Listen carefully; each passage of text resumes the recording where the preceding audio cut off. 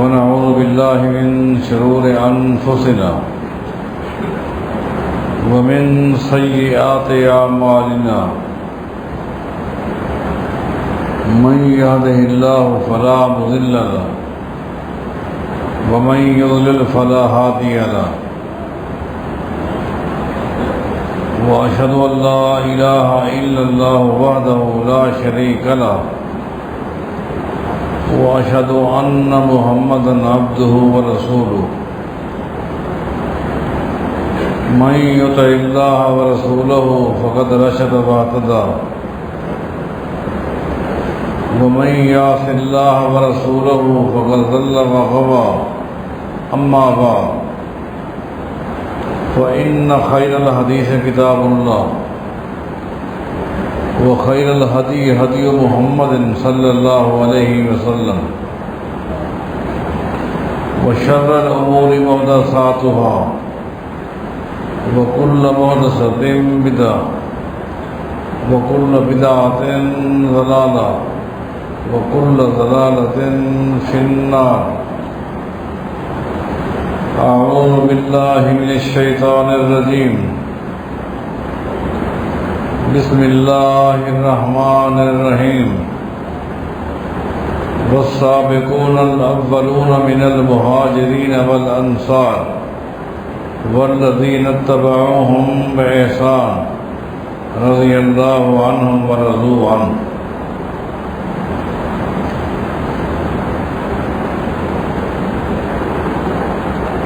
آپ کے علم میں ہے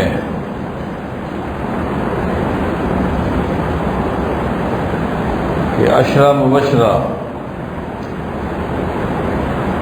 وہ 10 خوش نصیب صحابہ رضی اللہ عنہم جنہیں کائنات کے امام محمد الرسول اللہ صلی اللہ علیہ وسلم نے ایک ہی مجلس میں جنت کی بشارت دی. ان کی سیرت، ان کی قربانیاں، ان کے مقام کو آپ کے سامنے پیش کیا جا رہا ہے.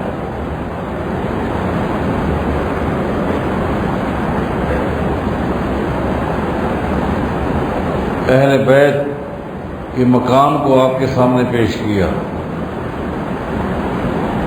تمام صحابہ کرام کو بالعموم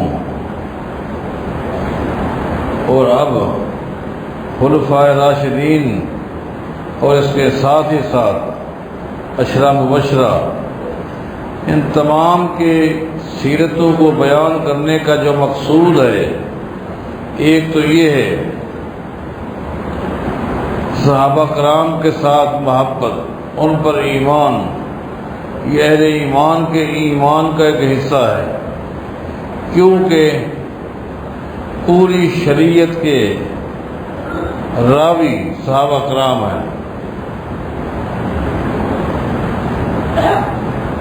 جو شخص، جو قوم صحابہ کرام کے کردار پر ضرب لگائے، سمجھ لو یہ ضرب صحابہ کرام کے کردار پر نہیں ہے، یہ شریعت پر ہے. جب راوی مجروح ہو جاتا ہے تو اس کے ذریعے بیان کردی روایت خود بخود مجروح ہو جاتی ہے. اس لیے یہ ضروری تھا اور ہے کہ صحابہ کرام کی سیرت کو، ان کی خدمات کو امت کے سامنے پیش کیا جائے اور بتایا جائے. یہ وہ جماعت ہے جن کو عدالت جیسی سرٹیفکیٹ ملی ہے. الصحابۃ کلھم عدول. صحابہ کی عدالت پر حرف اٹھانا اپنے ایمان کو برباد کر دینے والی بات ہے. ان کا منہج کیا تھا؟ ان کی فکر کیا تھی، ان کی دعوت کیا تھی، ان کا پیغام کیا تھا، ان چیزوں کو بھی امت کے سامنے پیش کرنا ضروری ہے۔ تو بہرحال عشرہ مبشرہ میں سے جس صحابی کی سیرت کو آج آپ کے سامنے پیش کرنا ہے وہ سیدنا طلحہ بن عبید اللہ رضی اللہ عنہ ہیں۔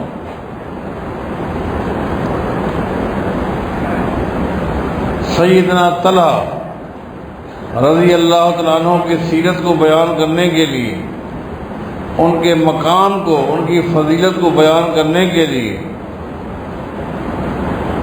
میں نے ایک مکالمے کا انتخاب کیا ہے۔ اسے آپ مکالمہ بھی کہہ سکتے ہیں، اسے آپ محادثہ شفویہ بھی کہہ سکتے ہیں، اسے آپ کنورسیشن بھی کہہ سکتے ہیں، اسے آپ دوستانہ ماحول میں مناظرہ بھی کہہ سکتے ہیں، جو میں آپ کے سامنے پیش کرنے لگا ہوں۔ یہ مناظرہ، یہ مکالمہ دو عورتوں کے درمیان ہوا ہے۔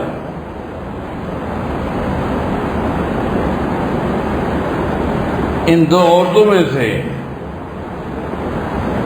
ایک کا نام ام کلثوم ہے، جو سیدنا طلحہ رضی اللہ تعالیٰ عنہ کی بیوی ہے،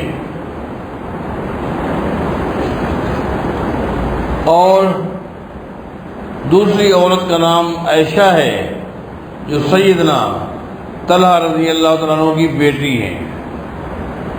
گویا دوسرے لفظوں میں یہ مناظرہ ماں بیٹی کے درمیان ہے۔ وہ سگی ماں ہے اور وہ سگی بیٹی ہے، سوتیلی نہیں ہے۔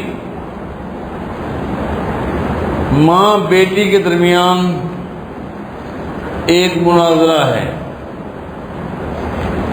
اور اس مناظرے کا جو ٹاپک ہے، عنوان ہے، وہ یہ ابھی خیر من ابی کے، ابھی خیر من ابی کے۔ دونوں کا موقف یہ ہے، ماں بیٹی سے کہتی ہے ابھی خیر من ابی کے، میرا باپ تیرے باپ سے افضل ہے، میرا ماں باپ تیرے باپ سے افضل ہے، مقام میں، شان میں۔ بیٹی ماں سے کہتی ہے ابھی خیر من ابی کے، نہیں، میرا باپ تیرے باپ سے افضل ہے۔ عائشہ کے باپ کا نام تو آپ نے سن لیا، سیدنا طلحہ رضی اللہ عنہ، اور سیدنا طلحہ رضی اللہ تعالیٰ عنہ کی جو بیوی ہے ام کلثوم، اس کے باپ کا نام ہے سیدنا ابو بکر صدیق رضی اللہ عنہ۔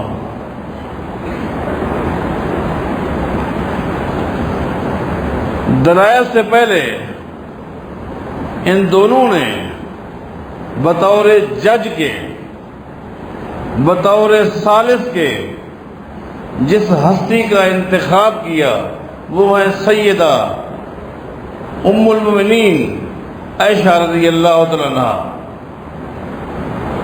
وہ جج ہے کہ آپ دونوں کے دلائل سنیں اور پھر آپ فیصلہ دیں کہ کس کا موقف زیادہ مضبوط ہے۔ اگر میں توضیح و تشریح کی شکل میں سیدنا طلحہ رضی اللہ تعالیٰ عنہ کی بیٹی عائشہ کی موقف کی ترجمانی کروں تو یقیناً دلائل کے انبار ہیں کہ سیدنا طلحہ کا کیا مقام ہے، اور میں دلائل بھی زیادہ تر اسی طرف کے دوں گا، چونکہ آج کا میرا عنوان خاص طور پر سیدنا طلحہ کا مقام ہے رضی اللہ عنہ۔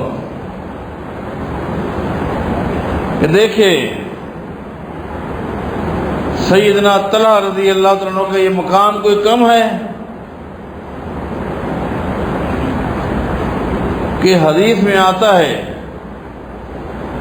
کان ابو بکر رضی اللہ عنہ اذا ذکر یوم احد بکا، کہ جب بھی کسی مجلس میں سیدنا ابو بکر صدیق رضی اللہ تعالیٰ عنہ مارکہ احد، غزوہ احد، جنگ احد کا تذکرہ کرتے تو زاروں قطار رونے لگ جاتے۔ کون؟ سیدنا ابو بکر صدیق رضی اللہ عنہ۔ جب بھی جنگ احد کا بیان ہوتا، جب بھی یاد کرتے، بقا زاروں قطار رونے لگ جاتے۔ اور ساتھ یہ کہتے ذاکا کلہ کانا لطلحہ، لوگوں احد کے میدان میں، احد کے میدان میں وہ دن نیکیوں کو سمیٹنے کے حوالے سے، نیکیوں کو جمع کرنے کے حوالے سے ابو بکر صدیق کہتے ہیں وہ دن سارا کا سارا دن طلحہ کے کھاتے میں جاتا ہے۔ کون کہتے ہیں؟ سیدنا ابو بکر صدیق رضی اللہ عنہ۔ اگر ہم دیکھتے ہیں اس دن کس شخص نے نیکیوں کو سمیٹا، نیکیوں کو جمع کیا، نتیجہ یہی نکلتا ہے کہ پورا دن اس حوالے سے طلحہ کے کھاتے میں جاتا ہے۔ ایک موڑ فرماتے، ایک موڑ ایسا آیا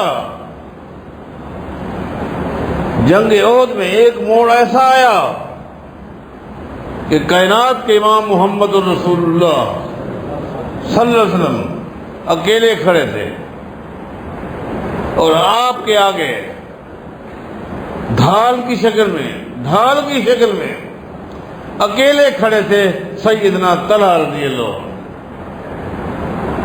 اور یکے بعد دیگرے دشمن حملہ کر رہے تھے نبی صلی اللہ علیہ وسلم پر۔ قربان جائیں،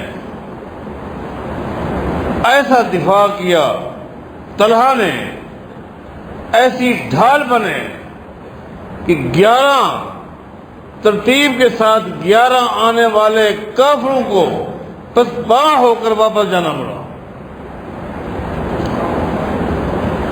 جنگ کے خاتمے کے بعد جس وقت نبی علیہ السلام کو پتہ چلا کہ طلحہ اب زخموں سے چور چور پڑے ہوئے ہیں، نبی علیہ السلام خود پہنچ گئے۔ سیدنا ابو بکر صدیق کہتے ہیں ہم طلحہ کے اس دن کے زخم جن سے خون بہ رہا تھا وہ گن رہے تھے، جو اس دن زخم ہے جن سے خون بہ رہا تھا وہ 70 سے زائد زخم تھے۔ ہاتھ کی انگلیاں کٹ چکی تھی۔ نبی علیہ السلام ان زخموں پر اپنا مبارک ہاتھ پھیر رہے تھے اور فرماتے اللہم اشفی، اللہم اشفی، اے اللہ طلحہ کو شفا دے دے۔ وَقَوِّهْ، جو اللہ تم نے طاقت طلحہ کو دیے، اس نے تو بڑے کام کرنے ہیں، وہ طاقت واپس کرتے، ہمت واپس کرتے، اور ساتھ ہی طلحہ کی تیمارداری کرتے ہوئے نبی علیہ السلام کیا فرماتے ہیں؟ اوجب طلحہ تو طلحہ آج تک تو نے اپنے اوپر جنت کو واجب کر دی ہے۔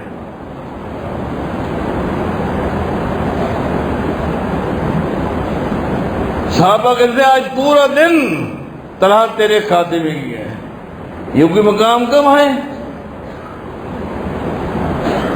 طلحہ رضی اللہ تعالیٰ عنہ کے مقام کو مزید نوٹ کرنے کے لیے نبی علیہ السلام کے اس فرمان کو سامنے رکھیے۔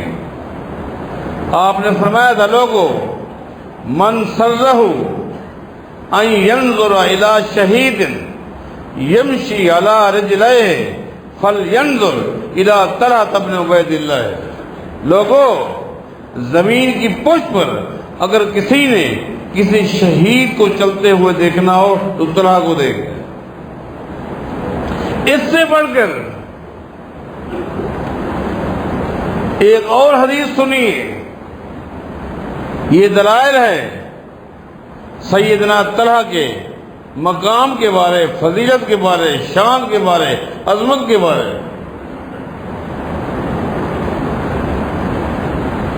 ایک دن بھری مجلس میں نبی علیہ الصلوۃ والسلام نے آواز لگا کر کہا، ابشر یا ابا محمد۔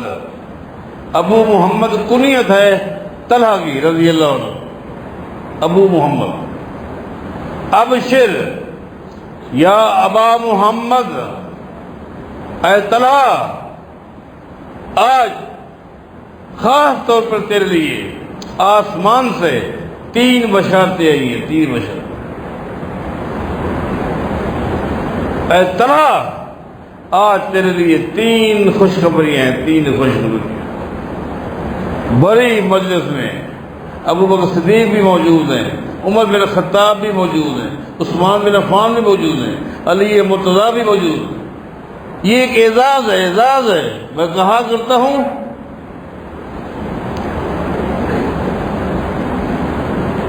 آپ نے کیا فرمایا؟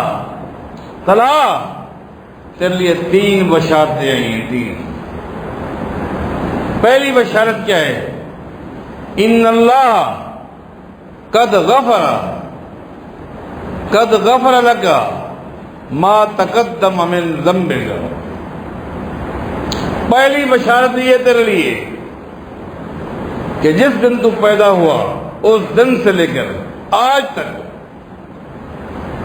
جو بھی تجھ سے غلطیاں ہوئی، دامے، درمے، سخنے، جان بوجھ کر، غیر ارادتاً، چھوٹی غلطیاں، بڑی غلطیاں، ان تمام غلطیوں کو اللہ نے معاف کر دیا۔ یہ پہلی بشارت ہے، یہ معمولی بات، یہ کوئی معمولی شان ہے۔ دوسری کیا ہے؟ وما تقدم، آگے حدیث کے بعد ہے وما تقدم وما تاخر۔ اور دوسری خوشخبری یہ ہے، آج کے بعد تو انسان ہے، تو فرشتہ نہیں ہے، تو معصوم الخطا نہیں ہے، تو انسان ہے، امتی ہے، غلطیوں کے امکانات ہیں۔ اور سنو، تیرے لیے دوسری خوشخبری یہ ہے، آج کے بعد جب تک تو زندہ رہے گا تیری جو غلطیاں ہونے والی ہے اللہ نے ان کو بھی معاف کر دی۔ ان دونوں خوشخبریوں سے بڑھ کر ایک تیسری خوشخبری ہے، ان دونوں سے بڑھ کر ایک تیسری خوشخبری ہے۔ وہ کیا ہے؟ وَقَدْ أَثْبَتَ اسْمَكَ فِي دیوان المقربین۔ اللہ،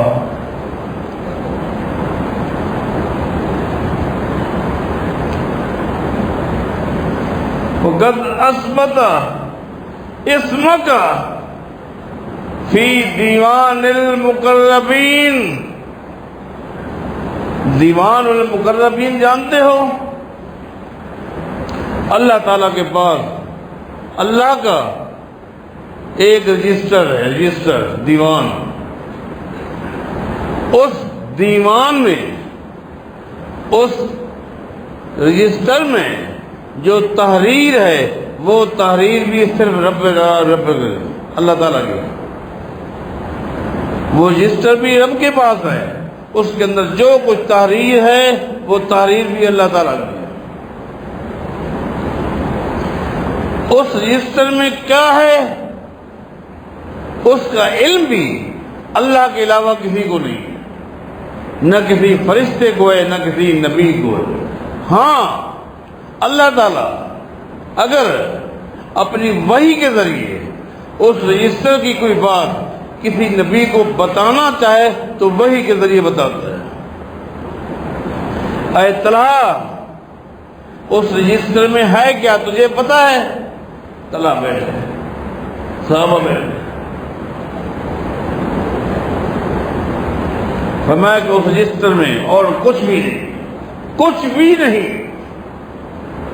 اس رجسٹر میں صرف اللہ نے اپنے ان بندوں کے نام لکھے ہوئے ہیں جو اللہ کے مقربین ہیں.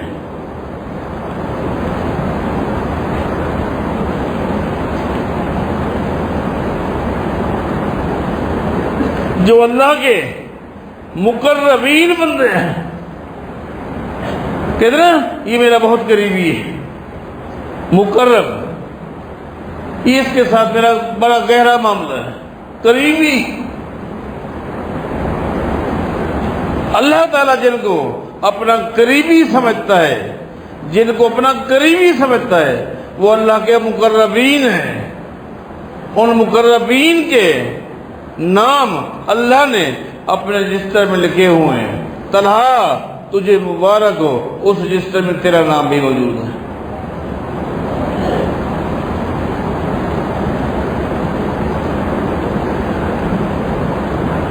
بہرحال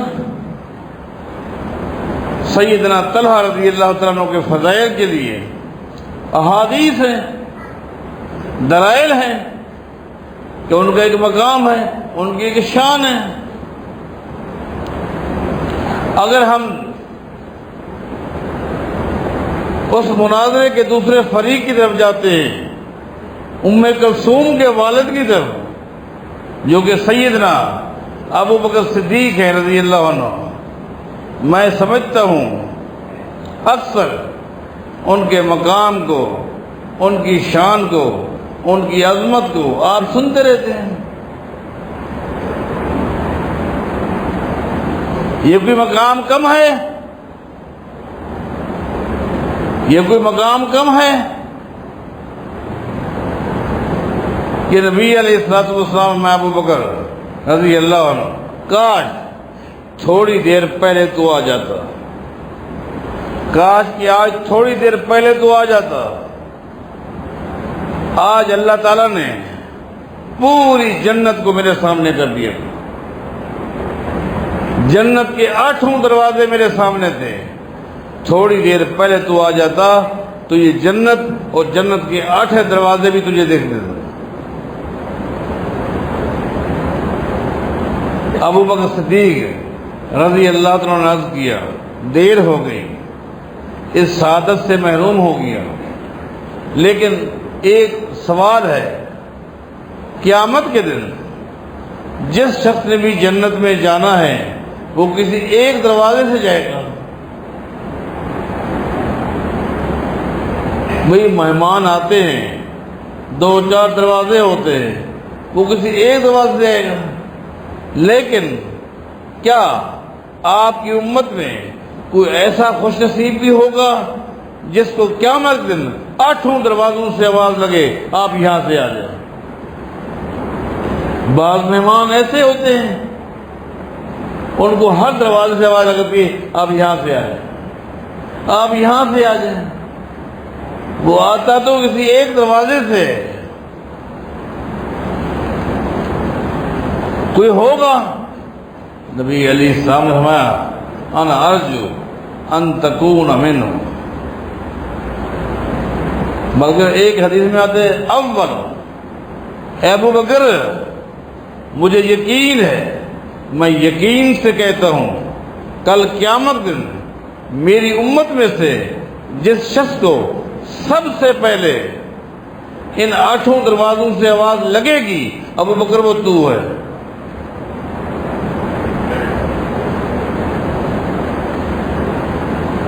نبی علیہ السلام نے فرمایا تھا لوگوں جس شخص نے بھی میرے ساتھ کوئی بھلائی کی اس کا بدلہ میں دے چکا سوائے ابو بکر صدیق رضی اللہ. ابو بکر کا اس امت میں وہ شخص ہے جس کا میرے اوپر ادھار باقی ہے. ابھی تک میرے اوپر ابو بکر کو ادھار باقی ہے. اس کے احسانات بھاری ہیں، کل قیامت دن اللہ سے درخواست کروں گا تاکہ اللہ تعالیٰ میری طرف سے ابو بکر کے ادھار کو پورا کرا دے۔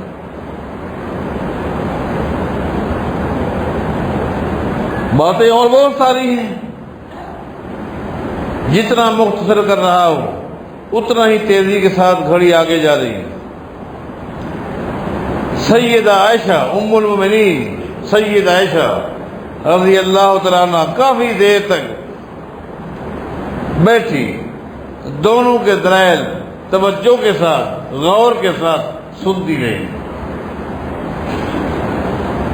آخر میں فرماتی ہے ٹھیک ہے، اقضی بینکما، اقضی بینکما، میں تم دونوں کے درمیان اب فیصلہ سناتی ہوں۔ جو تم نے دلائل دیے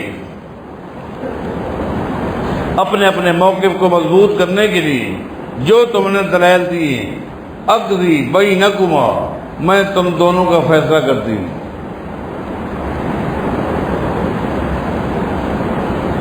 در حقیقت اس فیصلے سے پہلے کی گفتگو کا خلاصہ یہی تھا، یہ اصحاب جو ہیں، یہ صحابہ جو ہیں، یہ گلشن محمدی کے پھول ہیں، اور ہر پھول کی اپنی خوشبو ہوتی ہے۔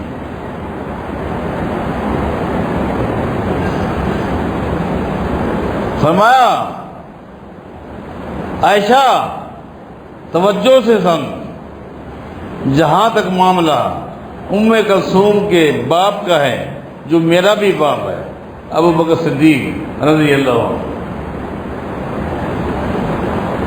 اتنا ہی کافی ہے کہ ان کا یہ مقام ہے، ان کا یہ مقام ہے، ان کی یہ شان ہے کہ ایک دن نبی علیہ الصلوۃ والسلام کے پاس جب وہ آئے، آپ نے فرمایا یا ابا بکر انت عتیق اللہ من النار، تیری بہت ساری کنیتیں بھی ہیں، تیرے کئی ایک نام بھی ہیں، آج تیرا اور نام آسمان سے آ گیا ہے۔ آج کے بعد اللہ نے تیرا نام عتیق اللہ رکھا ہے، تو عتیق اللہ ہے، عتیق اللہ من النار، اللہ نے تیری گردن کو جہنم سے آزاد کر دیا۔ یہ سرٹیفکیٹ ابو بکر آسمان سے آ گئی۔ عائشہ ابو بکر کی یہ شان ہے، یہ مقام ہے، بس اتنا سمجھو کہ یہ ان کا مقام ہے۔ جہاں تک تیرے باپ طلحہ کا مقام ہے، اس کو اے ام کلثوم تو بھی نوٹ کر لے کہ طلحہ کا کیا مقام ہے۔ قرآن کریم کی آیت نازل ہوئی جس میں یہ الفاظ بھی ہیں فَمِنْهُمْ مَنْ قَضَى نَحْبَهُ،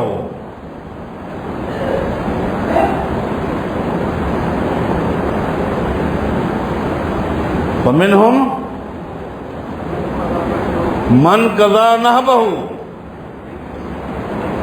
اللہ تعالیٰ فرماتا ہے کہ کچھ لوگ ایسے بھی ہیں کہ جو دنیا میں ہر بندہ آیا ایک مقصد کے لیے، لیکن کچھ لوگوں نے اس مقصد کو سمجھا، اس پر عمل کیا، حتیٰ کہ انہوں نے دنیا کے آنے والی زندگی کا جو مقصد تھا اس کا حق بھی ادا کر دیا۔ جب یہ آیت نازل ہوئی، صحابہ کرام آپس میں پوچھتے ہیں اس آیت میں جن لوگوں کی طرف اشارہ ہے وہ کون ہے؟ کون ہے؟ نبی علیہ السلام سے کون پوچھے؟ کیونکہ قرآن کی آیت نازل ہو چکی تھی ام تریدون ان تسألوا رسولکم کما سئل موسیٰ من قبل، اللہ نے صحابہ کرام کو منع کیا تھا خبردار بنی اسرائیل کی طرح تم نے سوال اپنے پیغمبر سے نہیں کرنے جس طرح وہ موسیٰ علیہ السلام سے بے مقصد خام خواہ سوالات کرتے تھے۔ تم یہ چاہتے ہو؟ اس آیت کے نازل ہونے کے بعد چونکہ صحابہ محتاط ہو گئے تھے، نبی علیہ السلام سے سوال کرنا بڑا احتیاط کرتے تھے، گھبراتے تھے، ہاں اس انتظار میں رہتے تھے اللہ تعالیٰ کسی دیہات سے کسی کو بھیج دے تاکہ وہ سوالات کرے اور ہمارے علم میں بھی اضافہ ہوتا رہے۔ اب صحابہ پریشان ہیں کہ نبی علیہ السلام سے کون پوچھے کہ جن کی طرف اس آیت میں اشارہ ہے یہ کون لوگ ہیں۔ صحابہ کرام نے ایک دیہاتی کو دیکھا کہ وہ مدینہ میں آیا، نبی علیہ السلام سے ملاقات کرنی تھی، دین کے حوالے سے کچھ معلومات لینی تھی۔ صحابہ کرام نے کہا تمہارے ذمہ ہم بھی ایک سوال لگاتے ہیں، اس آیت کو یاد کر لو اور نبی علیہ السلام کے سامنے جب مجلس لگی ہو تو پوچھ لو کہ اس آیت میں جن لوگوں کی طرف اشارہ کیا ہے آپ بتا سکتے ہیں یہ کون ہیں، ان کے کیا نام ہیں، پتہ تو چلے کون خوش نصیب ہے۔ نماز کے بعد مسجد فل تھی، یہ دیہاتی آگے بڑھا، نبی علیہ السلام سے عرض کرتا ہے اس آیت میں جن خوش نصیبوں کا ذکر ہے کہ جنہوں نے دنیا کے مقصد کو سمجھا، کیوں آئے تھے، عمل کیا، گارنٹی اللہ دے رہا ہے، ختم، کون ہے؟ نبی علیہ السلام نے سنا اور بات کو سنا انسنا کر دیا۔ فَأَعْرَضَ عَنْهُ، اللہ کے نبی نے چہرہ مبارک پھیر لیا۔ وہ دیہاتی تھا، وہ کہاں معاف کرتا، پھر آگے بڑھا۔ اس نے عرض کی اے اللہ کے رسول میں نے اس آیت کے حوالے سے آپ سے پوچھا تھا اس میں کون لوگ ہیں، کون خوش نصیب ہیں، آپ نے پھر چہرے کو پھیر لیا۔ دیہاتی نے پھر سوال کیا اس آیت میں کن کا ذکر ہے، آپ نے کوئی جواب نہیں دیا۔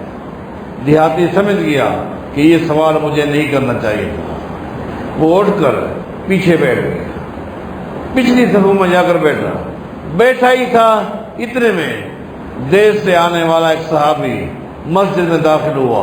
کیا نام ہے؟ سیدنا طلحہ رضی اللہ عنہ۔ طلحہ رضی اللہ عنہ جو ہی مسجد کی طرف سے داخل ہوئے، نبی علیہ السلام این الصائم امن، وہ دیہاتی کہاں ہے جو بھی پوچھ رہا تھا؟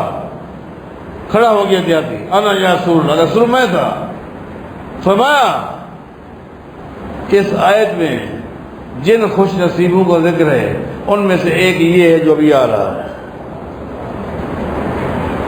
یہ مقام ہے، یہ فضیلت ہے، یہ شان ہے۔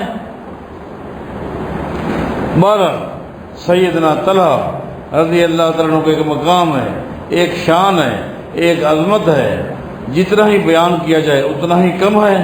اللہ تعالیٰ ان صحابہ کرام کے نقش قدم پر ہمیں چلنے کی توفیق عطا فرمائے۔ جنگ جمل میں انہوں نے ہر ممکن کوشش کی کہ دونوں فریقین کے درمیان غلط فہمی کو دور کرایا جائے، ان کی صلح کرائی جائے، ہر ممکن کوشش کی۔ جب دیکھا میرے بس میں نہیں ہے، جنگ جمل میں ان کی صلح نہیں کرا سکتا، میں غلط فہمیوں کو دور نہیں کرا سکتا، اور یہ بھی دیکھا کسی ایک کے ساتھ رہنا یہ بھی مناسب نہیں ہے، سعید پر ہو گئے۔ جو ہی سعید پر ایک طرف ہوئے تو مروان بن حکم نے تیر چلایا جذبات میں آ کر اور وہی شہید ہو گئے۔ ان کی اس طرح شہادت ہوئی ہے جن کی شہادت کو نبی علیہ السلام نے ان کی زندگی میں ان کو بشارت کی شکل میں دے دی تھی۔ اللہ تعالی ہم تمام کو صحابہ کرام کے نقش قدم پر چلنے کی توفیق عطا فرمائے۔